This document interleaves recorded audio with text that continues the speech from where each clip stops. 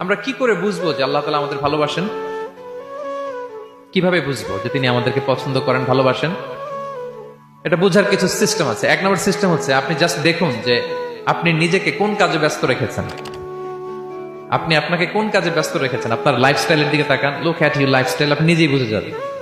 আপনি যদি দেখেন যে না, আপনার ভালো ভালো কাজে আপনার ব্যস্ততা, আপনার এঙ্গেজমেন্ট ভালো লোকদের সাথে, আপনার সার্কেলটা ভেরি গুড সার্কেল, ভালো কাজে আপনার মন টানে, আপনি ভালো কাজ করেন, যদি আপনার কার্যক্রম এরকম হয়, তাহলে বুঝে নেবেন আল্লাহ তাআলা আপনাদেরকে ভালোবাসেন।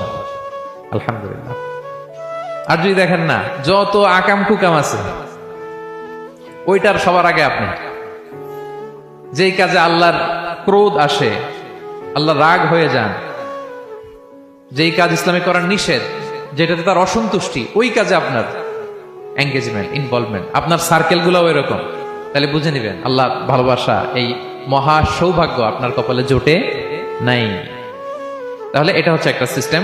আল্লাহ আপনাকে ভালোবাসেন কিনা এভাবে বুঝবেন যে আপনি নিজেকে কোন কাজে ব্যস্ত রেখেছেন, একটু দেখুন, আপনি মিলাতে পারবেন। 2 নাম্বার পদ্ধতি হচ্ছে এটা বোঝার যে তিনি আমাকে ভালোবাসেন কিনা, সেটা হচ্ছে পৃথিবীবাসী আপনাকে ভালোবাসে কিনা এটা একটু দেখেন। এই পৃথিবীর ভালো মানুষগুলোর কাছে আপনার একটা গ্রহণযোগ্যতা আছে কিনা এটা দেখেন। এটা দেখলে আপনি বুঝতে পারবেন।